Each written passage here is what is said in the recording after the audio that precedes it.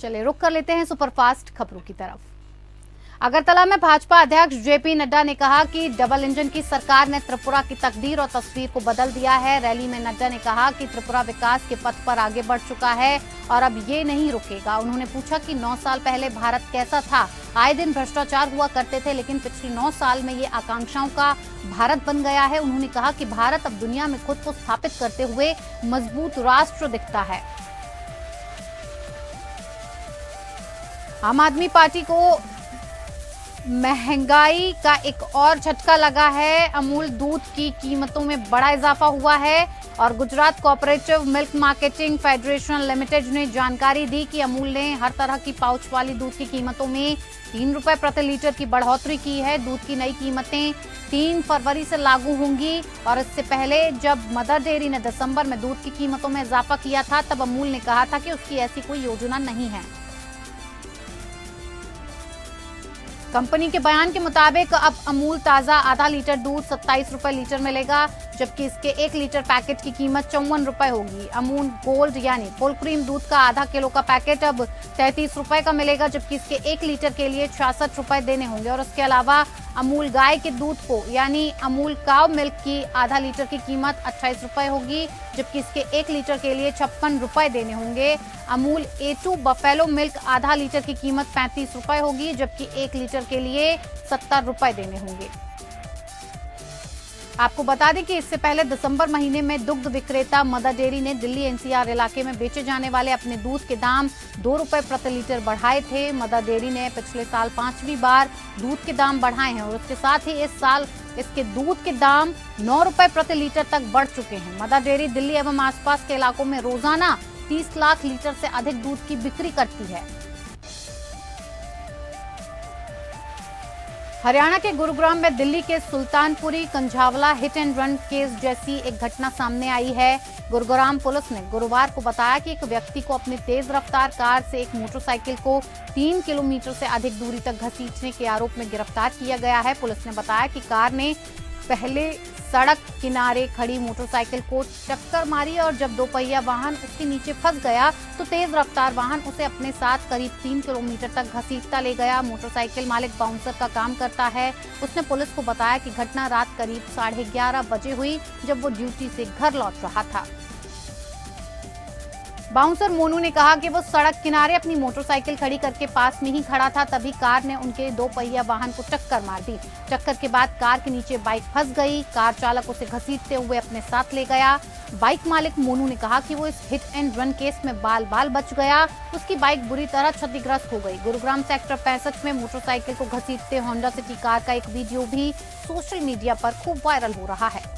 Police ने इसका संज्ञान लेते हुए मोटरसाइकिल के मालिक मोनू से संपर्क किया, जिसने इस मामले में अपनी शिकायत दर्ज कराई। कार के नीचे से मोटरसाइकिल निकलकर सड़क किनारे गिर जाने के बाद कार चालक अपना वाहन वहीं छोड़कर भाग गया। मोटरसाइकिल चालक की शिकायत के आधार पर कार चालक के खिलाफ गुरुग्राम सेक्टर 65 पुलिस स्टेशन में प्राथमिकी दर्ज कराई गई है।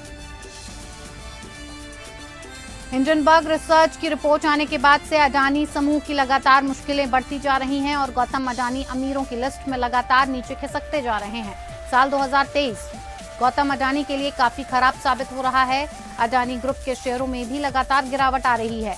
अब गौतम अडानी दुनिया के अमीरों की लिस्ट में टॉप 20 से भी बाहर हो गए हैं और इस साल अडानी अब तक 48.5 अरब डॉलर की नेटवर्थ गंवा चुके हैं। गौतम अडानी अमीरों की सूची में लगातार नीचे गिरते जा रहे हैं। एशिया में भी गौतम अडानी की बादशाहत छिन गई है। कुछ ही दिनों पहले कयास लगाए जा रहे थे कि गौतम अडानी दुनिया के अमीरों की सूची में पहले स्थान पर पहुंच सकते हैं। वहीं अब हाल ये है कि गौतम अडानी अमीरों की लिस्ट में टॉप 10 तो छोड़िए, टॉप 20 में भी कहीं नहीं है। अडानी ने पिछले साल 44 अरब डॉलर की कमाई की थी, लेकिन पिछले 5 दिनों में वो इससे ज्यादा रकम गंवा चुके हैं। ब्लूमबर्ग बिलियनियर इंडेक्स के मुताबिक इस साल अडानी अब तक 48.5 अरब डॉलर की नेटवर्थ गंवा चुके हैं और इसी बीच अडानी समूह को लोन देने वाले बैंकों की टेंशन भी बढ़ती जा रही है। अडानी समूह पर कई देशी और विदेशी बैंकों और वित्तीय संस्थाओं का 80,000 करोड़ का लोन है, जो समूह के कुल कर्ज का 38% है। इस बीच रिजर्व बैंक ऑफ इंडिया ने भी अडानी ग्रुप को लोन देने वाली बैंकों से जवाब मांगा है और आरबीआई ने भी जांच पड़ताल शुरू कर दी है। नई मुंबई के तुर्भे इलाके में अवैध तरीके से गुटखे का व्यापार करने वाले एक आरोपी को पुलिस ने गिरफ्तार किया है। पुलिस अधिकारी ने बताया कि पुलिस उपायुक्त विवेक पानसरे ने आदेश दिया था कि शहर में अवैध तरीके से गुटखा बेचने वालों पर कार्रवाई की जाए, जिसके बाद तुर्भे स्टोर में एक दुकान में छापेमारी की गई, जहां उन्हें काफी ज्यादा मात्रा में गुटखा मिला और जिसके बाद पुलिस ने उस गुटखे को जब्त कर आरोपी को गिरफ्तार कर लिया। पुलिस अब इस मामले में आगे की कार्रवाई कर रही है। सिंगापुर के सुप्रीम कोर्ट के चीफ जस्टिस सुंदरेश मेनन दिल्ली के दौरे पर हैं। जस्टिस मेनन आज सीजेआई चंद्रचूड़ की बेंच के साथ बैठे। उन्होंने भारत के सुप्रीम कोर्ट की कार्यवाही देखी। वो सुप्रीम कोर्ट के 73वें स्थापना दिवस पर चीफ गेस्ट हैं। सुप्रीम कोर्ट पहली बार अपना स्थापना दिवस मना रही है। गुजरात दंगों पर बीबीसी की डॉक्यूमेंट्री पर रोक के मामले में कोर्ट ने आज एन राम, महुआ मोइत्रा, प्रशांत भूषण और एमएल शर्मा की याचिकाओं पर केंद्र सरकार को नोटिस जारी किया। गुजरात दंगों को लेकर प्रधानमंत्री नरेंद्र मोदी पर बनाई गई बीबीसी की डॉक्यूमेंट्री पर केंद्र सरकार ने प्रतिबंधित लगा दिया था। बैन को सुप्रीम कोर्ट में चुनौती दी गई थी। मामले पर अप्रैल में सुनवाई होगी। जस्टिस संजीव खन्ना और एमएम सुंदरेश की पीठ ने वरिष्ठ पत्रकार एन राम, टीएमसी सांसद महुआ मोइत्रा, वकील प्रशांत भूषण और वकील एमएल शर्मा की याचिकाओं पर सुनवाई की। इस दौरान याचिकाकर्ताओं की ओर से पेश हुए वरिष्ठ वकील सीयू सिंह ने ट्विटर से लिंक हटाए जाने का हवाला दिया और इस पर कोर्ट ने कहा कि हम सरकार से इससे जुड़े आदेश की फाइल मांग रहे हैं। दिल्ली के मुख्यमंत्री अरविंद केजरीवाल ने शिक्षकों को प्रशिक्षण के लिए फिनलैंड भेजने को लेकर उपराज्यपाल वीके सक्सेना पर निशाना साधा है। उन्होंने गुरुवार को पत्रकार वार्ता में कहा कि शिक्षकों को प्रशिक्षण के लिए विदेश भेजने को लेकर राजनीति की जा रही है। पिछले कई दिनों से फाइल एलजी कार्यालय में पड़ी है और इसकी अनुमति नहीं दी जा रही है। सीएम केजरीवाल ने कहा कि ऐसे में मार्च में होने वाली ट्रेनिंग को फिर से रद्द किया जा सकता है। उन्होंने कहा कि पंजाब से 36 शिक्षक शनिवार को प्रशिक्षण के लिए सिंगापुर जाएंगे। ये बड़े हर्ष का विषय है। मैं एलजी साहब से अपील करता हूं कि दिल्ली के शिक्षकों को ट्रेनिंग के लिए फिनलैंड जाने की इजाजत दी जाए। इस मामले में डिप्टी सीएम ने भी जीएनसीटीडी एक्ट के जरिए दिल्ली सरकार के अधिकारियों का हनन करने पर रोष जताया। केजरीवाल ने कहा कि हमने एलजी को कई बार फाइल्स भेजी हैं।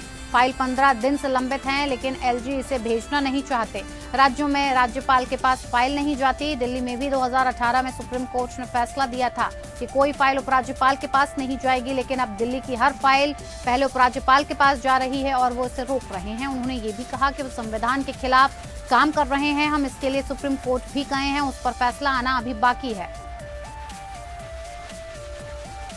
योग गुरु बाबा रामदेव अपने विवादित बयान को लेकर चर्चा में हैं। राजस्थान के बाड़मेर में एक धर्म सभा को संबोधित करते हुए उन्होंने इस्लाम और मुसलमानों पर विवादित बयान दिया। उन्होंने कहा कि इस्लाम धर्म का मतलब सिर्फ नमाज पढ़ना है। मुसलमानों के लिए सिर्फ नमाज पढ़ना जरूरी है और नमाज पढ़ने के बाद कुछ भी करो सब जायज है।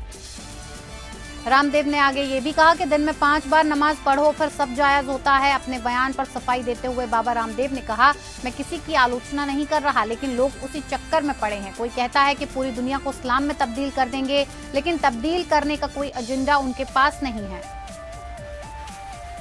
बीएसपी सुप्रीमो मायावती ने समाजवादी पार्टी पर बड़ा हमला बोला है। बसपा अध्यक्ष मायावती ने शूद्र शब्द को लेकर सपा पर पलटवार किया। मायावती ने ट्वीट कर कहा है कि कमजोर और उपेक्षित वर्ग के लिए संविधान है। बाबा साहेब ने ऐसे लोगों को SC ST OBC की संज्ञा दी, इसीलिए उन्हें शूद्र कहकर सपा अपमान न करे और संविधान की अवहेलना न करे। आपको बता दें कि यूपी की सियासत में शूद्र पर संग्राम छिड़ा है। मानस विवाद के बाद सपा ने गर्व से कहो हम शूद्र हैं कि कई पोस्टर और होर्डिंग्स भी लगवाई हैं। ग्रेटर नोएडा की सीईओ ऋतु माहेश्वरी को बड़ा झटका लगा है। हाईकोर्ट ने अवमानना याचिका पर सुनवाई करते हुए ऋतु माहेश्वरी के वेतन से 10,000 रुपए काटने का आदेश दिया। ये पूरा मामला ग्रेटर नोएडा वेस्ट में MMR समूह की कंपनियों के स्पोर्ट्स सिटी प्रोजेक्ट से जुड़ा है। ये धनराशि 1 सप्ताह में जमा करनी होगी। अब अदालत ने इस मामले की सुनवाई के लिए 23 फरवरी की तारीख मुकर्रर की है। लखनऊ में समाजवादी पार्टी कार्यालय के सामने सिख समुदाय के लोग रामचरितमानस लेकर पहुंचे। भारतीय जनता पार्टी के क्षेत्रीय सह संयोजक सिमरनजीत सिंह सपा कार्यालय के बाहर रामचरितमानस और बीजेपी का लेटर लेकर पहुंचे, जिसका सपा कार्यकर्ताओं ने विरोध किया। पुलिस ने सिख समुदाय के बीजेपी कार्यकर्ताओं को पार्टी कार्यालय से हटा दिया। आपको बता दें कि पिछले दिनों सपा नेता स्वामी प्रसाद मौर्य ने रामचरितमानस की चौपाइयों पर टिप्पणी की थी और जिसका लगातार विरोध हो रहा है। अगले सप्ताह यूपी ग्लोबल समिट शुरू होने से पहले पूर्व डीजीपी और विशेष सचिव राजस्व ने अमेठी में युवाओं के साथ ओरिएंटेशन किया। आरआरपीजी डिग्री कॉलेज में विशेष सचिव अनुराग पटेल और पूर्व डीजीपी विक्रम सिंह ने स्कूली बच्चों के साथ एक दिवसीय ओरिएंटेशन प्रोग्राम में शिरकत की। उन्होंने ग्लोबल इन्वेस्टर्स समिट में होने वाले रोजगार के अवसर के साथ साथ भविष्य में व्यवसाय करने के बारे में जानकारी दी। वहीं छात्र छात्राओं ने इस संबंध में आने वाली समस्याओं का समाधान भी बताया गया। इलाहाबाद झांसी शिक्षक एमएलसी सीट पर भाजपा ने कब्जा जमा लिया है। भाजपा उम्मीदवार बाबूलाल तिवारी ने माध्यमिक शिक्षक संघ के सुरेश त्रिपाठी को कड़े मुकाबले में 1403 वोटों से पराजित किया। अंतिम परिणाम के अनुसार बाबूलाल तिवारी को 10,205 और सुरेश त्रिपाठी को 8,802 वोट मिले। बाबूलाल तिवारी ने अपनी जीत का श्रेय भाजपा और शिक्षकों को देते हुए कहा कि शिक्षकों की समस्याओं को सदन में उठाकर उनका समाधान करेंगे।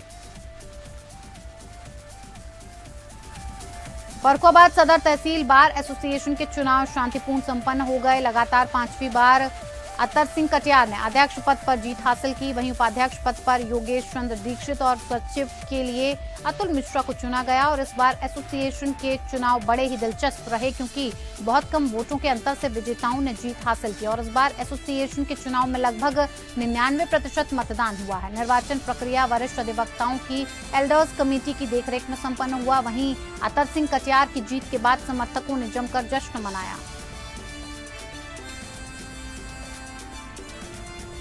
पीलीभीत में थाना सुनगड़ी इलाके के थान सिंह मोहल्ले के एक बुजुर्ग ने डॉक्टर्स पर गंभीर आरोप लगाया है।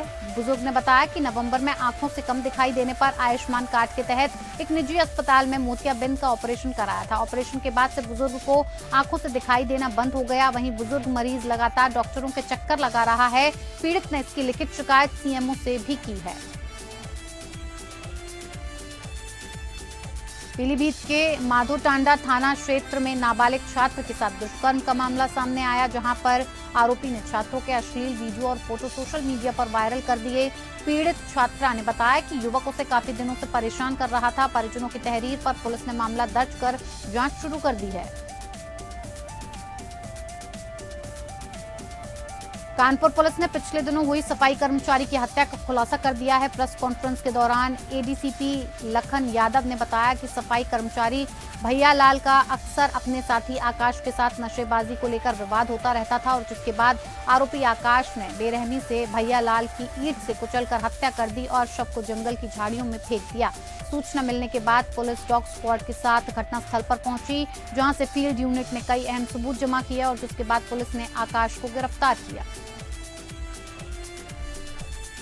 यूपी के कौशाम्बी जिले में बालू के ओवरलोड गाड़ियों पर प्रशासन का हंटर चला है। यहां 1 दर्जन से अधिक गाड़ियों को सीज किया गया। प्रशासन की कार्रवाई से जिले के ओवरलोड ट्रक माफिया में हड़कंप मच गया है। यहां लगातार ओवरलोड ट्रकों की शिकायत मिल रही है, जिसके बाद प्रशासन हरकत में आने के बाद दर्जन से अधिक ट्रकों को सीज किया गया।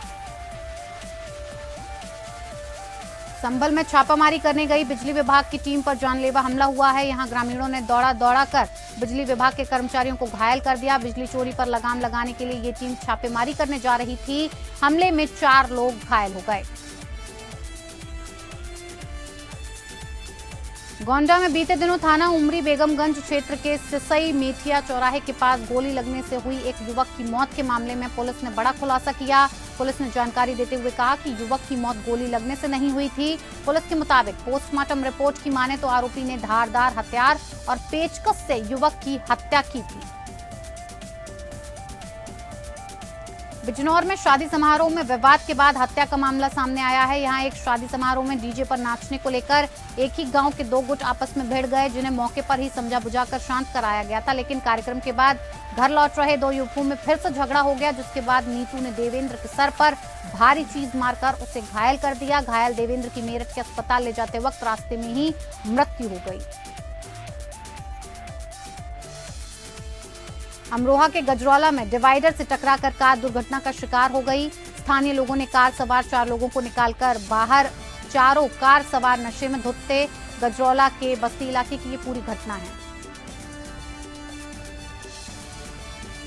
कानपुर जनपद से एक हैरान कर देने वाला मामला सामने आया है, जहां बिधून थाना क्षेत्र के सरौली गांव में मामूली विवाद में पत्नी ने पति की हत्या कर दी और शव को कमरे में ही दफन कर दिया। मृतक की बेटी की माने तो मृतक कल शाम को शराब पीकर आया था और पत्नी उससे 6,000 रुपए मांग रही थी, जिसको लेकर दोनों में कहा-सुनी हो गई और उसने पति की हत्या कर दी। प्रदेश के चित्रकूट धाम मंडल बांदा के एक जिम्मेदार मंडलीय अधिकारी का बार बालाओं के साथ रासलीला करने का वीडियो सामने आया, जिसमें वो बालाओं के साथ ठुमके लगाते और रुपए लौटाते नजर आ रहे हैं।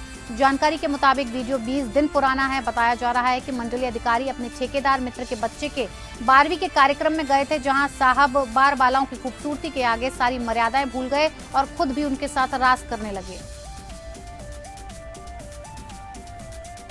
हमीरपुर जिले के लींगा गांव के प्राथमिक विद्यालय में बच्चों द्वारा विद्यालय में साफ सफाई करने का एक वीडियो सोशल मीडिया पर तेजी से वायरल हो रहा है। वीडियो में बच्चे विद्यालय में कूड़े से भरे हुए डस्टबिन को लेकर बाहर फेंकने जा रहे थे। विद्यालय में बच्चों से साफ सफाई का वीडियो वायरल होने के बाद बच्चों के माता पिता ने थाने में शिकायत दर्ज कराई है और पूरे मामले की जाँच की मांग की है।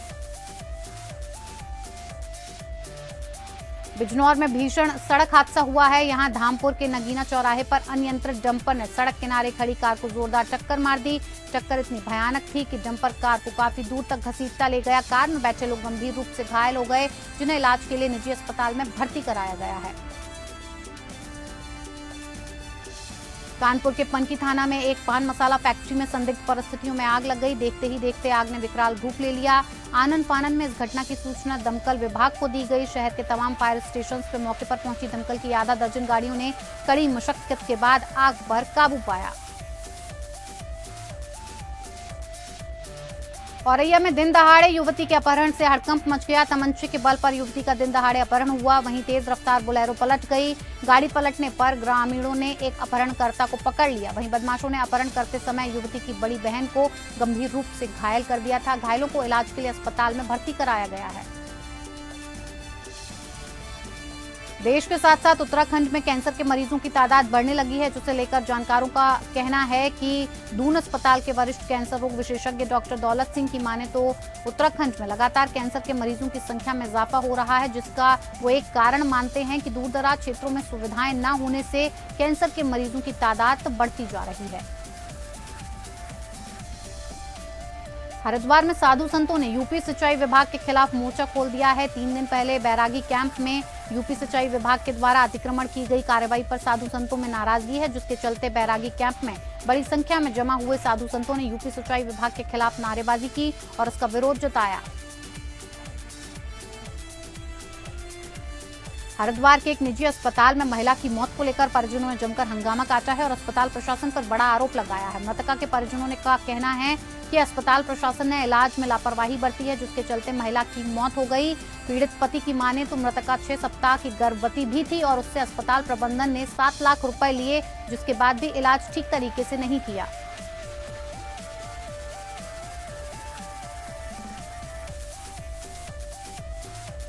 पौड़ी पहुंचे उत्तराखंड के पर्यटन मंत्री सतपाल महाराज ने साहसिक खेल गतिविधियों का लुत्फ उठाते हुए इसे पर्यटन की दशा सुधारने का जरिया बताया है। सतपाल महाराज ने साहसिक खेलों को हरी झंडी दिखाकर साहसिक गतिविधि का शुभारंभ किया। हल्द्वानी में राज्य स्तरीय हॉकी प्रतियोगिता का शुभारंभ हो गया है। कुमाऊं कमिश्नर दीपक रावत ने हल्द्वानी शहर के मिनी स्टेडियम में हॉकी का शुभारंभ करते हुए राज्य के विभिन्न जिलों से आई हॉकी की टीमों को शुभकामनाएं दी। साथ ही एक बेस्ट गोलकीपर को अपनी तरफ से सम्मानित करने की भी घोषणा की।